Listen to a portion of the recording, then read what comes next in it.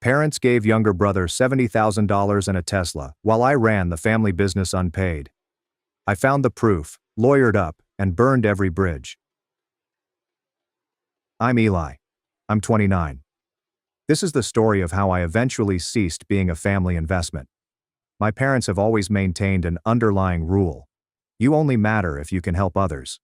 Not kind, not supportive, simply useful. Growing up, that meant taking on whatever duty was required. Babysitter, bookkeeper, and janitor. And eventually, when my father's back gave out and my mother felt she was too exhausted to deal with clients any longer, I took over as full-time operator of their family business. Not a co-owner or a partner, simply an unpaid laborer with a smile. It started little. Eli, can you update the invoices this weekend? Hey, can you answer a few calls while we're in Palm Springs? The result was, we've decided to extend our vacation. Can you handle payroll this month? And by the time I was 24, they were living in Cabo for half the year, and I was in charge of every client, email, and quarterly report. They told everyone they were semi-retired.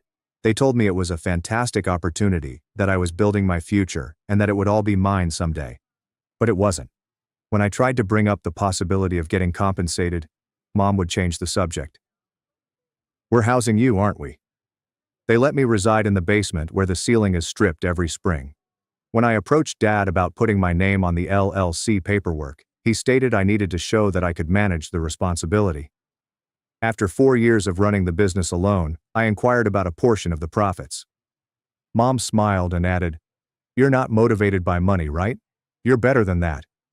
It wasn't only about business, it was everything. They wanted me to do housework, drive my sister's children to and from school, file my brother's taxes, and cover for them wherever they fell short. I missed my own college graduation because my parents had booked a last-minute flight to Costa Rica, and someone needed to be at work. I persuaded myself it was just temporary, that it would all be worth it in the end, and that being useful meant being loved. But then Christmas occurred. They had arranged a magnificent family meal like they always do. My brother Dylan flew in from Chicago. My sister brought her third spouse. I did the most of the setup, decorated the house, prepared the food alongside Mom, and ensured the driveway was plowed. By this point, I had given up on expecting thanks. I just done it. Dinner started off peacefully. Dylan discussed how fatigued he was from his new startup, which Dad had sponsored with a $70,000 present the year before. Nobody revealed that I was the one keeping the family business running. Nobody inquired how I was doing.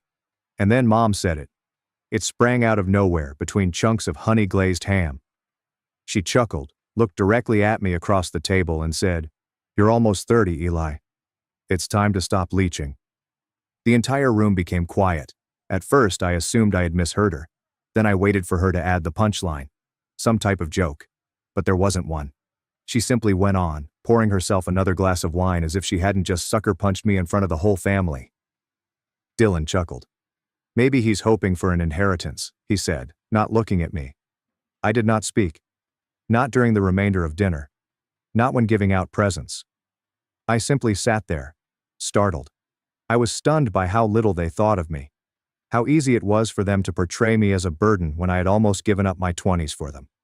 Later that night, I was going through my phone in the basement, still in a daze, when a new post from my mother appeared on Instagram. Dylan is pictured outside, grinning beside a brand new Tesla. There's a big red bow on top. The caption stated, "For always being there." Always being there. My hands were shaking. I was not angry. I was numb. Because at that point, everything clicked. They did not simply fail to appreciate me. They deliberately disliked me because I had made myself too convenient, predictable, and inconspicuous. That's when I made my decision.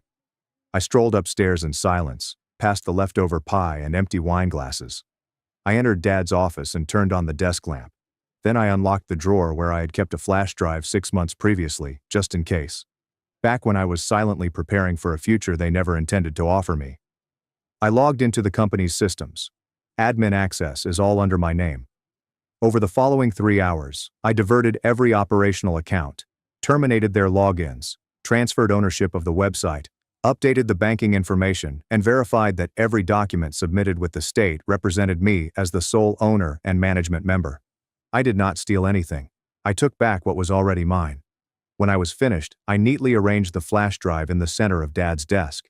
It had everything they needed, including client lists, account summaries, and standard operating procedures. A farewell present. On the front of the drive, I had scribbled 3 words in Sharpie. Good luck without me. Then I packed only one suitcase, the necessities. I did not bang any doors. I didn't create a scene. I've just departed, quietly and deliberately. By dawn, I was 6 hours away in a rental apartment by the seaside, sipping coffee and watching the tide come in. I turned off my phone after the 7th missed call and did not look back. The first voicemail arrived at 7:12 a.m. It was my mother. Her speech sounded unnaturally calm, as if she was attempting to retain control for an audience. Eli, sweetheart. I think there's some sort of technical issue. Dad can't log into the QuickBooks, and the main website says access denied. Can you call us back when you see this? The second arrived 15 minutes later. Dad, this moment is not tranquil. Furious. Eli, what did you do? I can't get into the business account. I just spoke to Peterson. He says the vendor logins are bouncing. I swear to God if this is some kind of tantrum because of last night. Click. The third voicemail, still Dad, arrived less than an hour later. Only this time, his voice broke. You think this is funny? You think this is revenge? We built this for you. For your future. You owe us. I did not respond to any of them. I sat on the little balcony of my Airbnb, watching waves roll over the sand, laptop open on my lap, and sent out one email. A simple professional note to the top 10 clients informing them that, effective immediately, I was the sole point of contact and managing partner. No drama or slander, just facts. Responses began to arrive within an hour. Most of them were not surprised. A few people congratulated me. Someone even exclaimed, "About time." I didn't check social media again till midday, and there it was, a public Facebook post from Mom. It's always heartbreaking when your own child turns on you.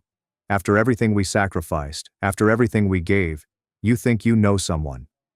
There are no names or context, only vague enough to play the victim. But the comments were great. Aunt Mara's response, "Wait, isn't Eli the one who's been running the business?" Uncle Greg was asking, "Wasn't he living in your basement handling everything while y'all were on vacation last month?" A high school acquaintance I hadn't communicated with in years said, "Wow, you guys really guilt-tripped the golden goose." I did not respond. I did not need to. Seeing them lose control of the story was enough. The next day, they were in a downward spiral. The calls morphed into texts. The texts progressed into emails. First, denial. "We can fix this." Afterwards, shame. "Your father's blood pressure's been up since you left." Threats followed. "This is our company, and we'll take legal action." They would not, and they knew it. Everything was clean and documented. All paper trails led back to me. I'd made sure of it months ago when I noticed Mom gradually attempting to link Dylan to specific bank accounts, just in case I became too demanding. I knew my parents. They never acted impulsively. Everything was calculated, and I was not going to be the fool who waited for another broken promise. The tipping moment occurred 3 days later.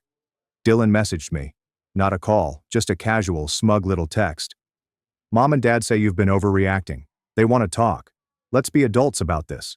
Then also, FYI, they're thinking about selling the business now. Said I might oversee it. So we should probably coordinate a handoff." I laughed aloud. Actually, I laughed. This man, who had never answered a client call in his life and couldn't even remember his TurboTax password, wanted to orchestrate a handoff, as if I were a dissatisfied temp holding the clipboard. I didn't respond. Instead, I logged into the system and terminated any lingering shadow logins, locked down the servers, forwarded the corporate email through a new secure hosting platform, and created a last firewall layer, one that would alert any strange IP attempting to access crucial files just in case. Within 72 hours, the flash drive I left was no longer usable. The silence that followed, I believe, hit the hardest. No more texts, phone calls, or social media tantrums. Just quiet, a hollow kind of quiet. I expected wrath, maybe even begging, but I didn't realize how much of their identity, how much of their security, hinged on me being in the background, silently supporting everything. When I stopped playing the part, the show crumbled, and they had no idea how to perform without a stagehand. The funny thing is that I did not feel triumphant. I felt free. For the first time in years, I wasn't waking up stressed over missed invoices or juggling 10 tasks just to get a glimmer of validation. I wasn't walking on eggshells, trying to avoid inciting passive-aggressive guilt trips disguised as family connection. I took a walk that night. There is no destination, only the fragrance of the ocean and the sound of wind in the palms. And then I realized something. Perhaps they built something for me. But not in the future, as they claimed. Not the life they presented as a carrot. They made something better without intending to. They instilled the resentment I needed to eventually walk away. The narrative isn't over yet. 2 weeks have gone. I hoped that the silence would help me relax and find calm. But this is not what it did. It clarified. Because after the clamor of their demands subsided, the emails stopped flowing in and the phone stopped vibrating with essential family responsibilities. There was time to ponder. Not simply think. Feel. What struck me hardest wasn't rage. It was grief. I would not recover from my grief over time. Over the holidays, I spent my time monitoring spreadsheets rather than creating memories. Over the diploma, which remained in a box in my closet because no one attended the event, I reminded myself over and over again that this was only temporary, that I was simply trying to get through another guilt trip. I had developed their business, birthdays were missed, I skipped dating, I gave up on life, and for what? A Tesla with a bow and the words, "Dylan is always there." That line tormented me, always being present. I'd always been there. When the roof leaked while Dad was away on a conference, I climbed up to cover it in the storm. When Mom lost her client presentation in the Bahamas, I stayed up all night to recreate the PowerPoint deck. When Dylan failed to register his business name, I drove across town to complete the papers under his LLC. My name has never shown on a single document. But that didn't count. What mattered was appearance. What mattered was who made them appear good on Facebook. Whoever turned up for the photo opportunities. Whoever agreed without expecting anything in return. And it had never been me since I didn't know how to play the role. I only knew how to work. How to remain valuable. That is the only type of affection they trained me to anticipate. I had no intention of speaking with any of them again, not for very long. But life does not always ask for your permission. Sometimes it simply appears at your front door. Literally. It was Thursday afternoon when I heard the knock. By then, I had relocated from the Airbnb to a little condo closer to town. Quiet. Simple. Mine. I was in the middle of a call with a client when I looked through the peephole. It was Mira, my sister.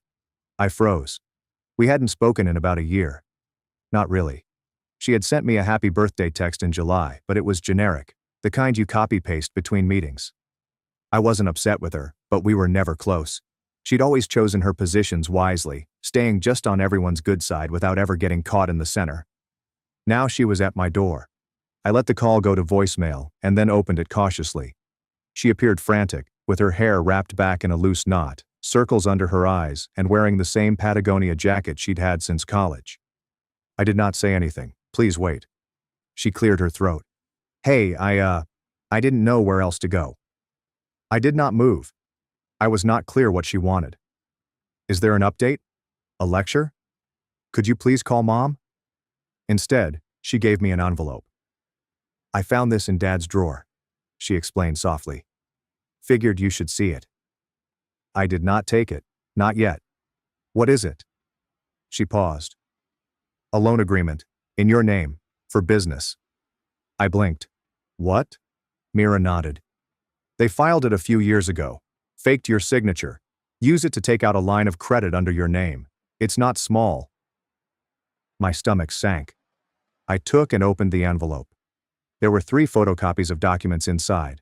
A $70,000 credit line from a private lender obtained 4 years ago. My name was signed in a familiar but somewhat different handwriting, and hidden in the back was a voided check from the same fund made out to Dylan. I sat down slowly. They hadn't just utilized me. They trapped me in debt. I'm sorry, Mira said quietly. I didn't know.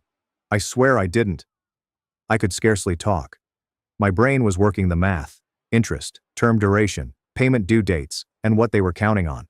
That I would not find out until it was too late. I would just keep working. Keep being useful. Until the loan was secretly paid off. I had no idea it existed. That explains why Dad became so quiet when I left. That's why Mom unexpectedly began playing the victim online. They weren't alarmed because I had taken the business. They were in a frenzy because they still required me to repay their obligation. I looked up at Mira. Did you tell them you came here? She shakes her head. Number, and I won't. I examined her for a bit before asking the question I had been dreading since I walked out. Why are you really here? Her eyes filled. And this time, she didn't conceal it. Because I'm tired too, Eli. And with that, the silence was no longer empty. It had company. I did not forgive her, not at the moment. But I didn't send her away because I was coping with more than just betrayal. I was dealing with evidence, with leverage, and, just maybe, with the first true ally I'd ever had in that house. And that's when things get difficult. I did not sleep that night. The loan agreement sat on my kitchen table, like a loaded rifle. The more I read it, the angrier I became, not only at the amount, but also at the arrogance. They falsified my signature, using my name, credit, and future.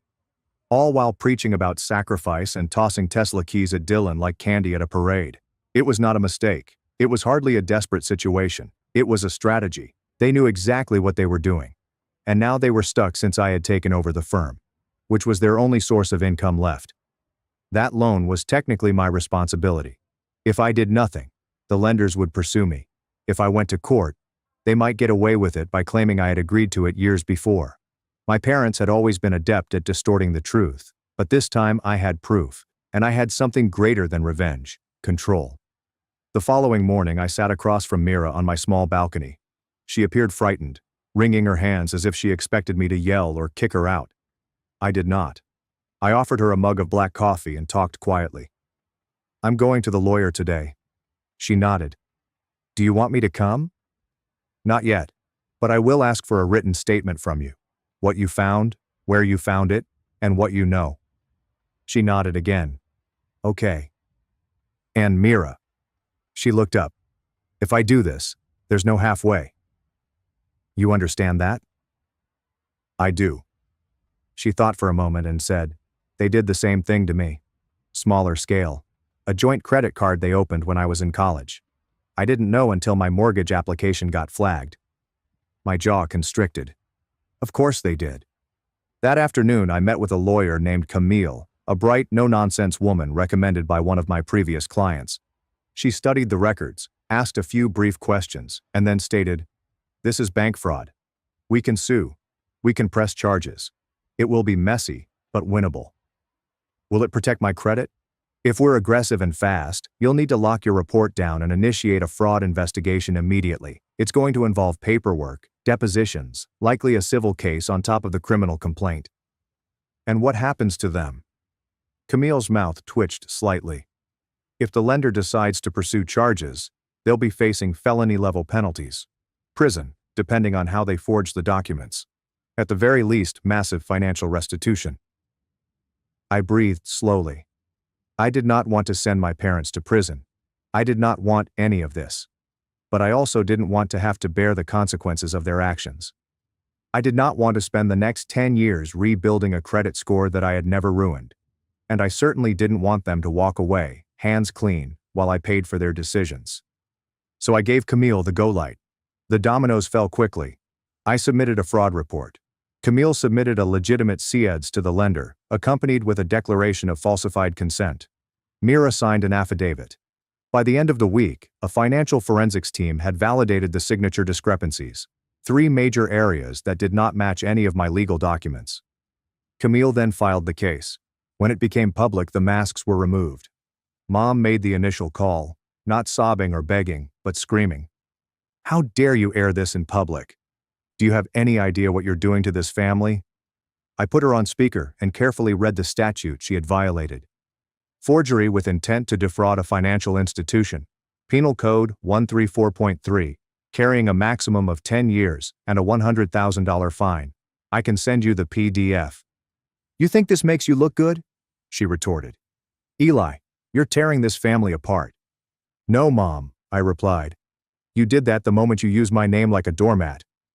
She hung up. Dylan was the next one to call. His approach was smoother, fake friendly. Hey bro, I think we just need to talk this out, you know? Clear the air. Sure. Let's talk about the canceled check in your name from the fraudulent loan. There is no more sound.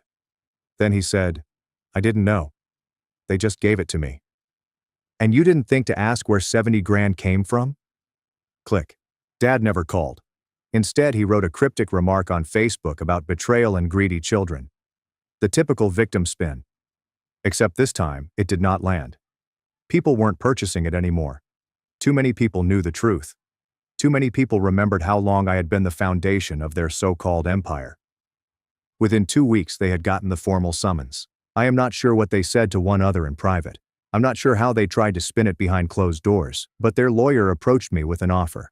Drop the charges, and they'd sign over the remaining business assets, issue a formal apology, and pay full restitution, including compensation for the interest damage to my credit report. Camille asked what I wanted to do, and for the first time in my life, I hesitated before making a decision. I considered filing charges, witnessing them appear in court, and finally confronting something they couldn't manage. But then I realized I didn't need it anymore. I've already won. I controlled the business and had complete control over my future. Their social circle had become frigid. Dylan, the golden child, was now considered a liability. Mira, who had spent the majority of her life tiptoeing, was suddenly speaking up, telling her own friends what she had gone through. The web they had spun was unraveling from every thread. So I settled, not out of mercy, but out of power. The agreement was sealed. They reimbursed the entire loan, transferred the house deed, yes, even the property I formerly lived in that they claimed was theirs, and signed a legally enforceable statement admitting the fabrication, which would shield me from future claims or retaliation. I handed copies to Camille, Mira, and placed them in a digital lockbox in case something happened later. Then I blocked them. No drama, no final email, just silence. Because I finally realized what they had never taught me. Love is not the same as unconditional loyalty. Love is not about making sacrifices without receiving anything in return. Love does not stay simply because someone claims you owe them. A few months later, on my 30th birthday, I sat on the patio of a little cafe by the sea, drinking coffee with Mira and 2 college friends I'd recently reconnected with. Someone inquired how I was celebrating. I smiled, dug inside my bag, and gave each of them a tiny envelope. Inside was an invitation for the grand opening of Coastal Strategies and Solutions. A new type of business created from the ashes of the old, entirely mine. They laughed and shouted, and one of them drank to a clear slate. I didn't respond. I simply smiled and stared out over the water, knowing deep down that I wasn't just turning 30. I was, finally,